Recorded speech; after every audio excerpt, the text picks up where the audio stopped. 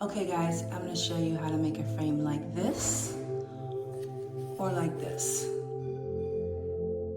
going to show you start to finish how to create this project, and you might even hear my husband scold me about not making it perfect enough. Per usual. Corners. I know. Dina. Not my fault. And now. You did it. Oh no. What's wrong with that? These aren't glued yet. They are. What's wrong with it? They're crooked. Okay, so we're going to make 2 frames.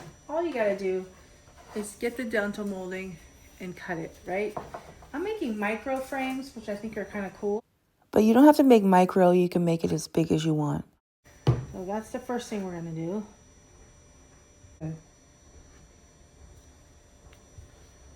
Here. This is like my favorite, guys. Look. All you do is put it... Just line it up. Alright, so now we're just going to use these other pieces. This is all glued. And so I have a few of these that I like to use, as well as some extra trims, as well as a bunch of embellishments. You can grab these off AliExpress, these embellishments. I have all different types. Scrolls, roses, even these ones, which are really pretty, like if you had a big piece. But this is a mini frame. So I think I'm just going to start with the inside part, and then we're going to give this a good stain.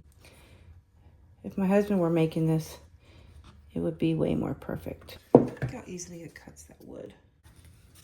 I cut this too long. Oh.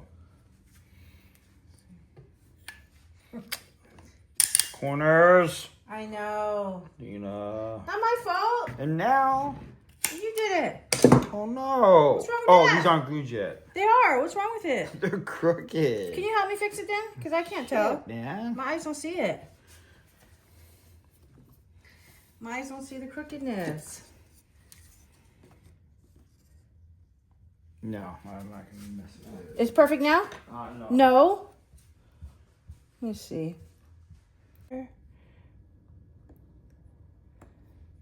No. I wanna... So that's why I like to have the corner covered, because then you don't know. So yeah, we don't know. Are we going with that? Let's see. Does that look kind of silly? Yeah, I don't think I like that. I think I prefer the edges. Like this. Super crazy.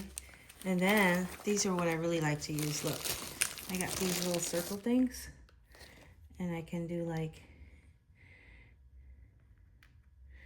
one on each, you know, like. All right, now this is the fun part. We're gonna age it. So I have dark wax. Oh, it's hard to open. I got dark, and I got light.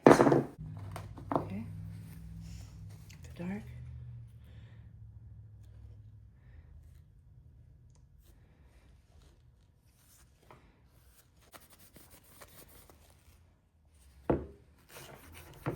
I found what I'm looking for, and this is it.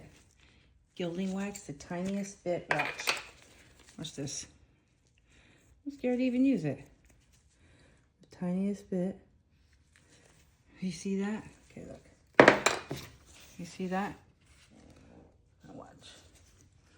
You can't even rub it in. Barely. Oh yeah. Okay, gives it like a bluish. It's actually pretty interesting. See the blue? Like bluish silver. All right, so I ended up going with a little bit of stain, mixing with water, and just giving it a little bit more brown, and then I went in with the white, like I showed you.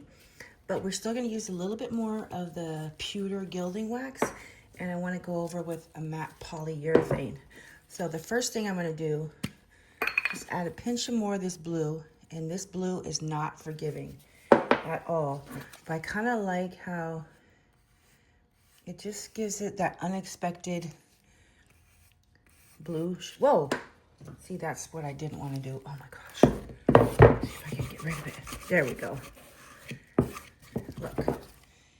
it just gives it this, just another little, like, I don't know. I just like it. A little bit of regalness or something, you know? Okay, so we got those spots. Now let's do a little bit on the dots. Okay. Now we can add a little bit. I don't really think it needs it anywhere else. This stuff was not cheap. I think this was like almost $50. And this is called Gilding Wax and Zinc. All right, so now, look, there's still stain on this. So I don't think we can use this one. Hold on, let me open this. This is our last step. We're gonna use a matte polyurethane. And just brush it on. This stuff is pretty forgiving. I mean, you don't want to like have it pulled. Like, see how it's pulling right there? We don't want that, but for the most part, when I remodeled when I refinished my bathroom cabinets, I stripped the white paint and made them all like this pretty color. I used a lot of matte polyurethane, and it's held up really well over the years, like preventing water damage and discoloration and stuff. Like, nothing turned yellow. I can show you guys later upstairs. We're done. When you're making art, just choose anything. Like, I really like Pentormo. I think his sketches are very, is a little sexual, but just something small. Like maybe that face or that face. Choosing your art, I mean, you can buy something like a postcard if you want something girly. Like, that looks really pretty. Just like a pop of a rose. But I kind of prefer more abstract. And rather than choose the face, which would be like that, which is kind of weird, I think I'm just gonna choose a random part at the bottom because it ends up looking kind of like a landscape. And if you feel like you want it to pop a little more, you can always darken some parts, you know? Give it a little bit more depth. Okay. It's gonna be the back.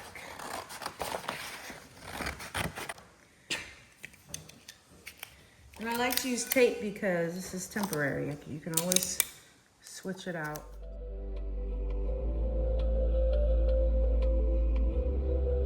Can you see the depth? It really does look like a shadow box.